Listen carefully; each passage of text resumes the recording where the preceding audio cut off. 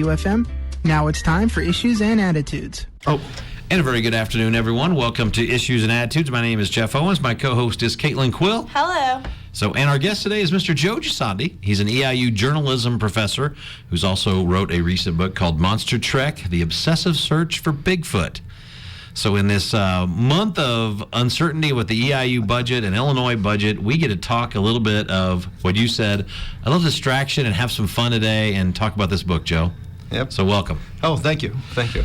Tell us about the book. Let's just general observations of why you decided to write a book about the search for Bigfoot. Well, the one thing is all the books are written about why they've seen Bigfoot, why Bigfoot's there. This is the first book that we can tell that's written about people who are Bigfoot researchers. So I wanted to know why they do it. So when I teach in my journalism classes, I try to tell people, find people who are passionate about something and then go in there and investigate that. Well, these people are passionate about Bigfoot. They're spending tens of thousands of dollars, devoting large chunks of their lives.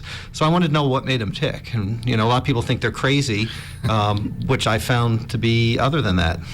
When you decided, how did you come to the decision, I'm going to write a book about people looking for Bigfoot? That's not just a decision that, I won't say is an everyday decision, but how did you come to that? Well, I grew up in the days where the National Enquirer was more about ghosts and Bigfoot and UFOs and not, Hollywood TMZ stuff. So my mom we used to get the New York Daily News, the Newark Star Ledger, the local paper, and the National Enquirer. There you go. And I used to gravitate to, I've read all of them, and that's why I guess I'm in journalism, but I used to love reading those ghost stories and the Bigfoot stories, and it's something that's kept with me all these years. I was always intrigued by it, like, does it exist, does it not? And this gave me an opportunity to go investigate that mystery, and that's really why I think a lot of people do it, is we all love mysteries in life and try to solve them. Exactly. When did the book come out, and then talk about some of the early reviews?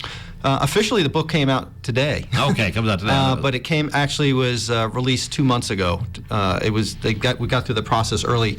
University of Nebraska Press. You get it there on Amazon and get the book that way. But I just had 2 reviews I found this morning. One was like a fangirl website that's pretty popular, and they liked it. And I was like, that's good. Excellent. Yes. And I did talk about a couple of female investigators who are out there, and the reviews have been really good. I'm still hoping to get some more mainstream papers, which are starting to call me about it, but it's been wonderful. Now, Kate, this is your chance to interview one of your former teachers. I know. So we'll reverse it. Yeah, a little different. All right. Okay, how does one become an expert in Bigfoot? That sounds so goofy to me. But you said a Bigfoot investigator. I don't know what language you use. Bigfootologist, maybe. Bigfootologist. I don't know. Got it. The key is, if Bigfoot doesn't exist, I don't think anybody can become an expert in Bigfoot. If Bigfoot does exist, no one can really become a true expert unless you have bodies and DNA and everything. The closest to an expert per se is probably someone like a Dr. Jeff Meldrum. I spent some time with him in the Wind River Mountains in Wyoming, and he is an anthropologist and also teaches biology and graduate for medical students. And his expertise is in locomotion. And there's things about dermal ridges and to tell if they're fake prints or not prints. And there's things on our feet that are as distinguishable as our thumbprints. So therefore, if it's unique to somebody. He believes completely that Bigfoot exists, and this guy has doctorates and books and everything. So he's probably, in my opinion, the biggest expert. There was a guy named Grover Krantz that preceded him back in the 70s and 80s who had similar backgrounds. Yeah, from I got the reviews and the book information, is you really went out with 8 different sets of people on different parts of the country? Yeah, it was all them doing things. Because the other thing is, if you just talk to people what they did, it's not interesting. So it's you actually observed them looking for Bigfoot, correct? Oh, absolutely. Yeah, it's a first-person book. I try to keep the eye out of it as much as possible, but I'm definitely one of the people involved with it. So I went into the green swamp of Florida. I lived there for 24 years, and my wife was a biologist, and so I know how tangled all that area is. And I felt like I was like doing my wife's job as a biologist. She always had the cooler job anyway. I was writing and teaching. She was out there collecting alligator eggs and snakes and everything. So we're out there doing that, which was pretty cool. We went out in the Wind River Mountains, out in Wyoming. I've gone to a state park in Ohio that's supposed to be, I guess you could call it like the Disney World for Bigfoot, as many people as go there and investigate it there. Northern Wisconsin, Oklahoma. If you ever hear of the Folk Monster or the Legend of Boggy Creek, I was right around that area, which was really interesting. This is going to be a weird question, but what did you learn? I mean, what did you learn from your point of view about not the people, but about the lore of Bigfoot? I had known a lot going in, but I started to learn a lot more of the so-called science, the locomotion and things like that. What I really learned was really about the people. Yeah. You know, you go in and everybody thinks, oh, it's people with, low IQs, low teeth, all of those other different things. And it's stereotypes, right? Yeah, oh, absolutely. Right. And that's the stereotype, and it's so much different than that. You have engineers, you have teachers, you have business leaders, CEOs. I remember years ago, I don't know if you remember the coach for LSU years ago, he went out on one, I remember. And really? God, I can't remember his name, of course, right now, back in the 80s. He was Shaquille O'Neal's coach. Oh, Dale Davis. No, not Dale. Not Dale. Dale something. Yes. Yeah. Two sports fans, there right? There you go. Dale Brown. Dale Brown, you're exactly right. And so I learned about the people themselves, and these people are a lot more skeptical than you think about it. There's also a lot of infighting. People always thinking, I want to be the first one. And really, once the first one's found, that's when the business really starts going. That's when the science really takes off. So the people themselves, and also the fact that I met several people that really lost their livelihood over this. There was a guide up in northern Wisconsin that he grew up in the woods, and he would just sleep next to a tree in the middle of the night, and he could tell you if it was a chipmunk or a squirrel probably, and he was scared out of the woods by something. Oh, really? And he's someone who knows the difference between, a lot of people say, oh, they're bears. Well, he knows bears. I walked around with him, and he goes, oh, that bear has this, and that probably weighs that many pounds, and this guy knows the woods. He's expert. So wait, did he see something, hear something, or what happened? Yeah, he was scared out of the woods twice by something. Oh, wow. He was chased up a tree. I mean, these are the things that people tell me. I've not witnessed a Bigfoot. I want to believe that Bigfoot exists, but as a journalist, until you get something, you can't say that it is. I had a couple of situations that I write about in the book that I'm wondering, was there something there or not? Yeah. Which was really intriguing. Well, tell us about those. I mean, where you hear something, or did somebody else hear something? You were close, or Well, the funny thing is there were like 2 or 3 that really jump out, but the first moment I went on my first expedition, I was about 10 minutes in, and Matt Moneymaker. I was in the Ouachita Mountains, which is on the borders, not far from Arkansas and Oklahoma. Okay. And Matt Moneymaker, who's one of the co-hosts or directors or one of the main people on Finding Bigfoot, he drove out to meet me, because I was lost. I didn't know where it was. I'm calling, I'm going, hey, where are you guys? What's going on? So I'm on the walkie-talkies, and he goes, just hold on, I'll come down and get you. And we go driving all in the middle of nowhere. And he suddenly goes, I'm going to take a smoke break. So he takes a smoke break and hands me this $10,000 piece of equipment that you can see, into the woods as if it's daylight.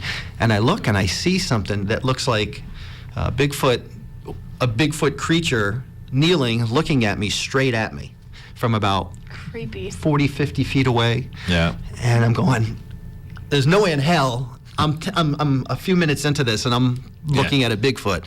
And so I start looking at more, and I don't want to go to him, and suddenly I'm going, if I say I see Bigfoot, suddenly I'm the crazy guy.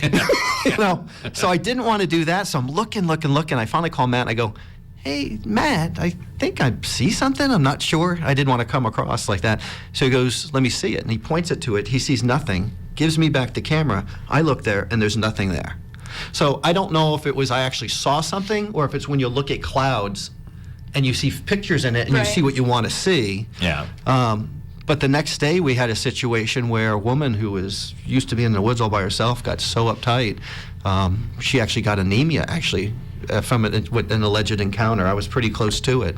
I didn't see anything again myself, but that was pretty bizarre. There you go.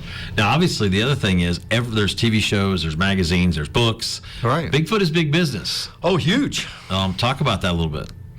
Well, if you're looking right now, you have Finding Bigfoot. The search for Bigfoot.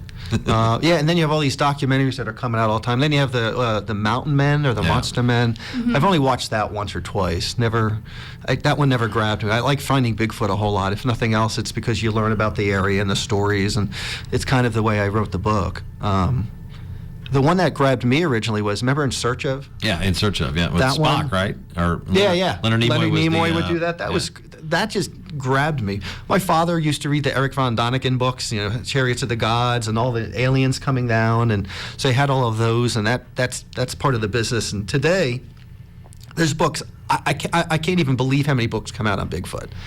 They're all pretty much around the same ideas, which is like the Bigfoot of Ohio, the Bigfoot of Oregon, how to search for Bigfoot. Here's my Bigfoot encounter.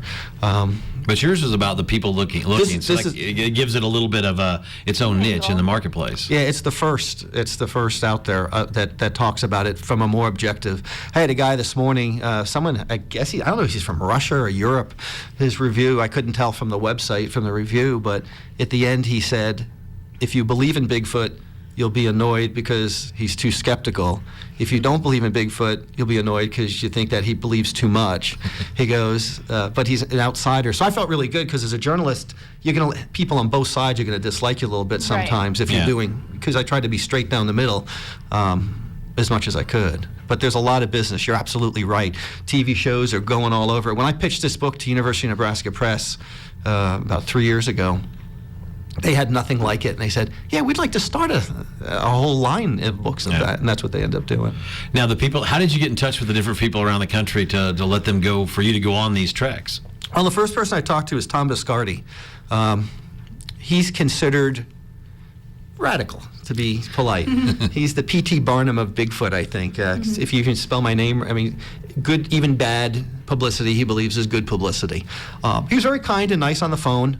This was right before he was involved with the whole Georgia boys, where they thought they had a cadaver and CNN covered and everything.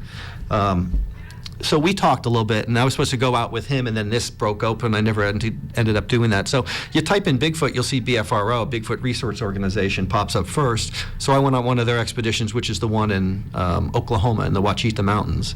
And then I went and did another one in North Carolina, and then I was blocked from ever going again because I refused to sign a non-disclosure agreement that they required, but I never signed.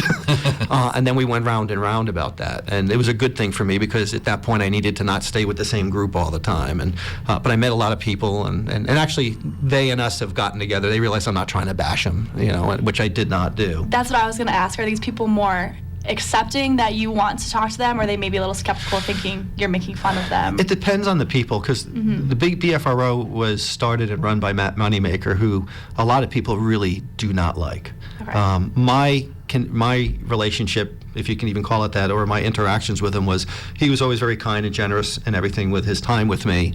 So I was kind of surprised by that, but he had been bashed a lot.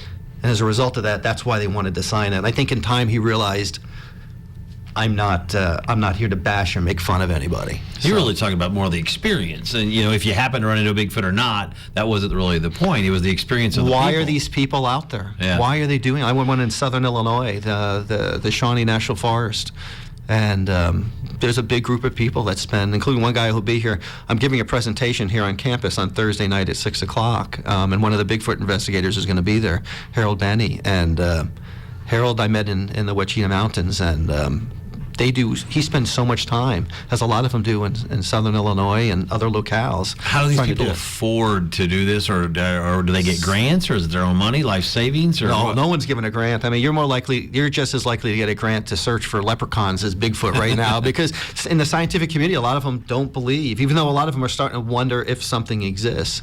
And I'm not expert enough in the field to say if it does or doesn't. You'd have to talk to a Jeff Meldrum or somebody like that.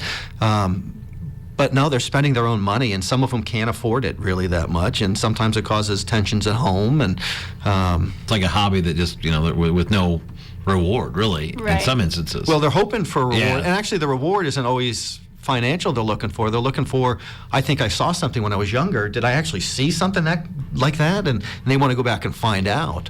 Or they just love the mystery or something along those lines. Of any of the people that you went out on the trek with, let's talk about the ones that say they have seen Bigfoot. I mean, what did they say? Can you describe what they said they saw, and then just like, how passionate are they? Believable too? I know it's a lot of questions in there, but talk about those people that have seen it or said they've seen it, I guess. Well, I mean, in journalism, what you realize early on is that witness testimony is both the most interesting and credible, and both not credible at the same time. You know, you can talk to police. I've talked to this, like Brad Oyer or some people out here, and we've talked about witness testimony, and police feel the same way. The eyewitness testimony from a lot of these people were so compelling. When people tell you things, sometimes you can tell if they're lying. Yeah. Most of the people, a lot of the people I talked to, they were not lying to me, which means either they saw Bigfoot or they believe they saw Bigfoot. And I would get the most amazing details. I talked to somebody who is Pat Rance down in Florida, and he told me a story when he was in, I forget if it was Alabama or Mississippi, where he was looking at a family of them probably 20, 30 feet away. Oh, wow. And the feelings he had. And he goes, and he's a hunter. He's a hunter, too, who spent his life in the woods in the Ocala National Forest and places like that. And he goes, I saw it. There's no doubt in my mind I saw him. And then they started feeling uncomfortable, and so the guys went inside their camper to get away.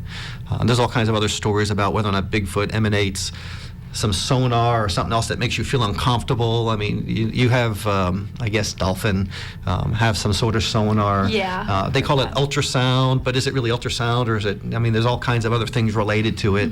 But he told me this story, and I have no reason not to believe. And even the guide up in Wisconsin, when he told me about that, and really one of the most amazing guys, this guy Don Young in northern Wisconsin, he's kind of like a MacGyver. If the zombie apocalypse were to happen tomorrow, I'd want to be next to Don Young, or John Mazinski, who's a guy out in Wisconsin who goes research with Dr. Jeff Meldrum.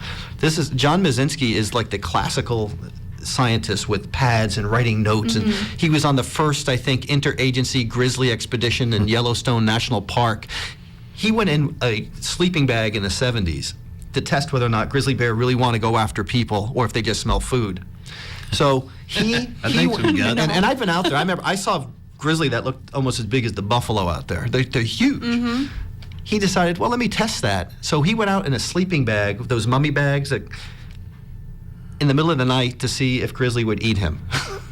No thanks. And he tells me this story that would take more time than we have time now to talk about, but it was amazing. And then he did it several times. But he's so scientific and he's methodical, and he believes. And he told me a pretty amazing story. Oh, wow.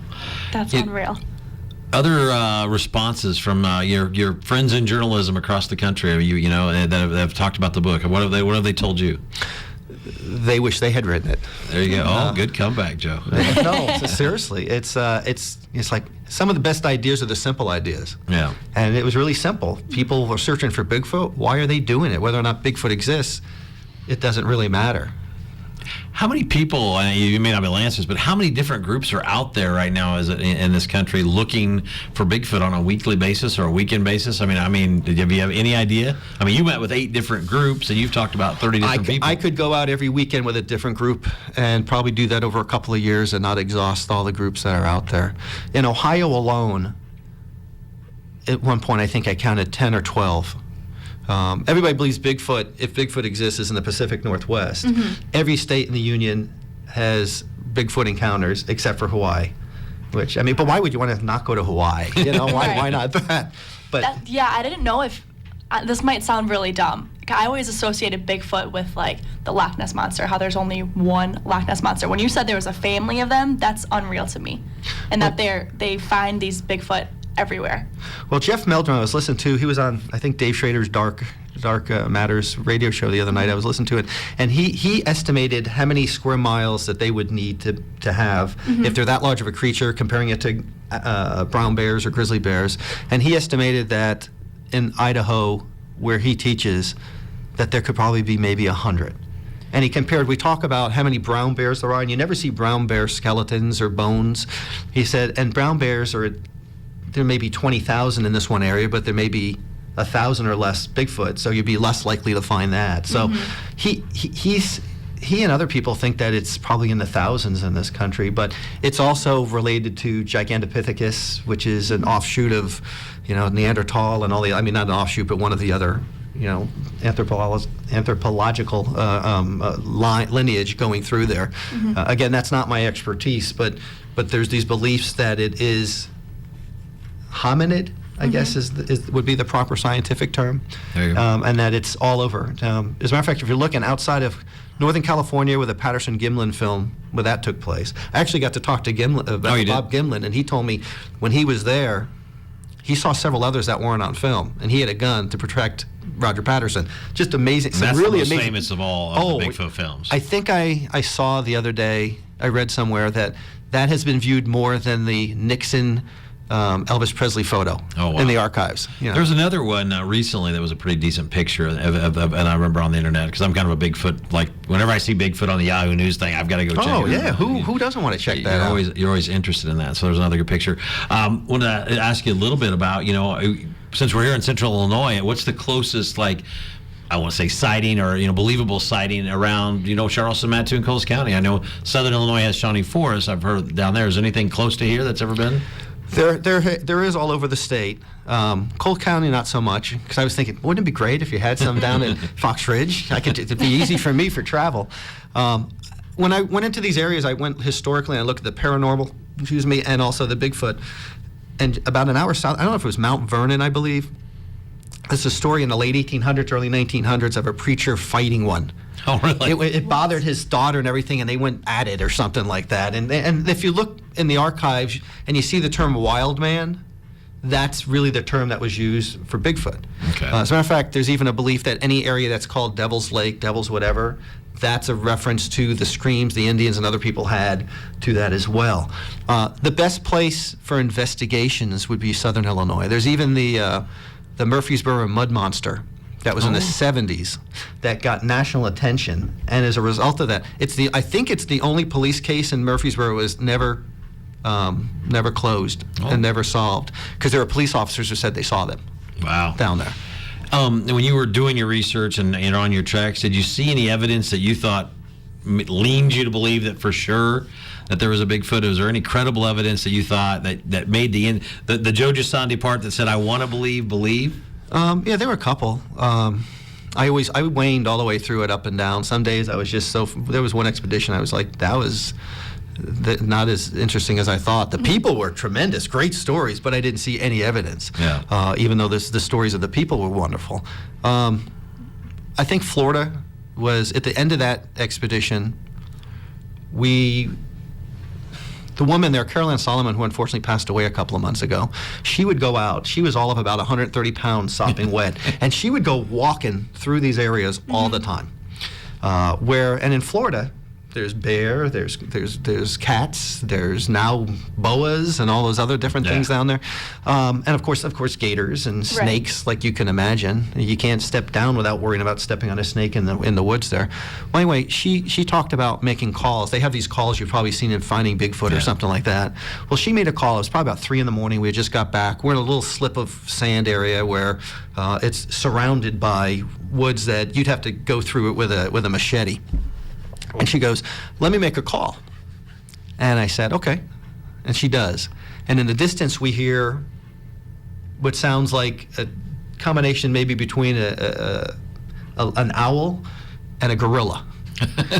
Okay. And it starts coming from that direction and another direction, and we start coming from 2 different directions. And after a while, it sounded like, in the modern Planet of the Apes, when you hear them all just screaming and yelling. At the end, it felt like that. And I'm probably about 6 feet from the tree line, and I'm just mesmerized going, what the heck is going on here? And it's getting louder and louder. Then it just stops. Almost like where the tree line ends. I almost felt like it was like a Calvin and Hobbes cartoon where he imagines, like, here's the wall and here's behind there. But it was just amazing. I had a recorder in my hand, and I never turned it on because I was so mesmerized by it. That was one of a couple of them that really turned me on to it. Well, the other thing is that they said that the Bigfoot could communicate, so that was that possibility, correct? Correct. I've heard that on a couple of shows I've watched as well. A few minutes left here. Anything that we forgot about the book? It's Monster Trek: The Obsessive Search for Bigfoot, written by EIU's own Joe Gisondi. It is out today. You can find it on Amazon or other places. So anything that you want to get out that I don't want to forget anything that Sure. A I've heard reviews from people who love Bigfoot and are immersed in it, and people who just don't care at all. Like my sister could give a flip about Bigfoot, and my wife, who's a biologist, she doesn't care about that stuff. And I've been very pleased. It wasn't written for Bigfoot insiders. It was written actually for people who don't know anything about it. It gives you some history of the areas I went to, some of the paranormal or Bigfoot stories, and more often than not, I'm just really trying to push the stories of the people and really the sense of discovery. You know, sometimes we forget in today's political climate. We see it here in Illinois, of course. We were talking about earlier. People are so entrenched in their beliefs and they refuse to look at things from the other point of view. And I would encourage anybody who doesn't believe anything in Bigfoot, read this to see, you know, what do you think about it? And if you do believe, maybe it'll give you some more skepticism. There's got to be a little part of everybody that wants to believe, right? Oh, Right. who doesn't? Yeah, I know. So We want to get out of our mundane, ordinary lives, right? And ironically, today on Yahoo, there was a guy just said he saw the Yeti this weekend, and there's some snow prints. I don't know if you saw that this morning. So it's out there every day. I probably will tonight. I have Google searches for all of those terms. By the end of the night, I get them all. Kate, any other questions for Joe before we? Yeah. How did you manage to travel and get all your teaching done and all that? That's a great question. I'm genuinely curious. I was on sabbatical for one semester for it. Okay. But really, I would plan it around my weekends. Okay. It would be, I would drive 16 straight hours down to Florida, go down there, camp for 3 or 4 days with them, especially on an extended weekend. Like I went there during Labor Day weekend. Got it. I had an extra day there, so I was able to go through there. Or I would do some in the summers too. So, That's what I figured. Yeah, like I would not want to be on the Wind River Mountains in February. We went there in August. As a matter of fact, I brought my family out to that one too, and actually I dragged my daughter down to the one in Southern Illinois, which is also a summer one. I think that makes me a bad dad, I guess, if Bigfoot were to take her away, right? I know, you'd be a protector. You'd be right there. There you go. Since you're a journalist, let's talk about something non-related to Bigfoot. Your favorite author? Ernest Hemingway. All right, favorite book? The Sun Also Rises. Book you're currently reading now? I'm reading a couple. I have one that's written by Andrew Marinis about the first African-American basketball player in the Southeast Conference who played for Vanderbilt. I'll see him actually in a couple of weeks. I help run the college journalism workshop for students, and he'll be there with Buster Olney and Carl Ravitch, and we'll have all kinds of great people. That's a really good book. And I have one that I've started picking up. I'm trying to think. Of course, I should know the title of it. I guess I really did start early on that. It's I usually have about 2 or 3 different books. Right. And it's tough to keep them all in order. Now, will you write another follow-up to the Monster Trek? Obviously, there's more stories out there. There's more people that are going to the search. There is, but I wrote everything I wanted to on this. I have got 2 other writing projects I'm already working on. Yeah, you want to give us a little hint or not? One I just started Jesus, about Joe. a month ago was it's actually about my mom and growing old. She's 87 years old, lives in town, and starting to think about that. And I have a fiction book I've been working on for about a couple of years I'd like to dive into. Okay, thank you, Joe. Appreciate you coming in. The book is Joe Gisondi's Monster Trek, The Obsessive Search for Bigfoot. It is out today. Appreciate you coming in. Thanks. This has been a very fun distraction away from all the other stuff going on in Illinois, so we appreciate it. Everybody have a great day. This is HitMix 88.9 WEIU.